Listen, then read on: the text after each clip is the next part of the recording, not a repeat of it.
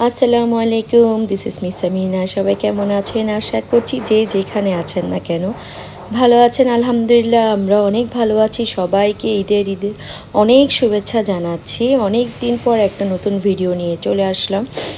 ঈদের আয়োজনে কি করেছি, কোথায় কোথায় গিয়েছি, সব ভিডিও এখানে এই ভিডিওতে দেখতে পারবেন। আর অনেক দিন পর এসেছি তো একটু ভয়েস দিতেও একটু সমস্যা হয়ে যাচ্ছে। তো এটা হচ্ছে আমার বাবার বাড়িতে ঈদের পরদিন রাতে আমাদেরকে দাওয়াত করেছিল। জামাইয়ের আদর বলে কথা, জামাইয়ের জন্য আয়োজন করেছে।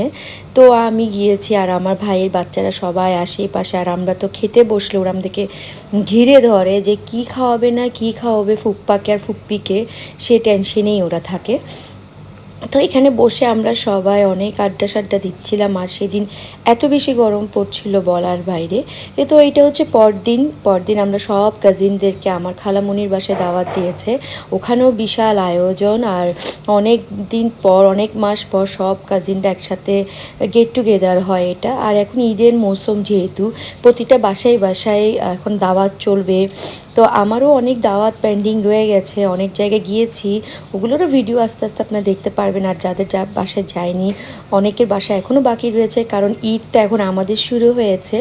এতদিন তো আমরা ঘুরতেও পারিনি ঘরের ঝামেলার কারণে। তো সেজন্য এখন আস্তে আস্তে করে সব জায়গায় যাচ্ছি। আর সবার ভিডিও অবশ্যই কোথায় কী করছি না করছি শেয়ার করব আপনাদের সাথে। আর এখানে কিছু পিকচার তুলেছিলাম, আমরা ফটোশ্যুট করেছিলাম, তো ওগুলো একটু আপনাদের সাথে। তো কেমন হলো আপনাদের ঈদ অবশ্যই জানাবেন। আমার ছোট্ট ব্লগ আপনাদের সাথে আজকে শেয়ার করছি। অনেক দিন পর এসেছি, ক্ষমার দৃষ্টিতে দেখবেন। অনেকের রিকোয়েস্টে কিন্তু আজকে ভিডিওটা দেওয়া।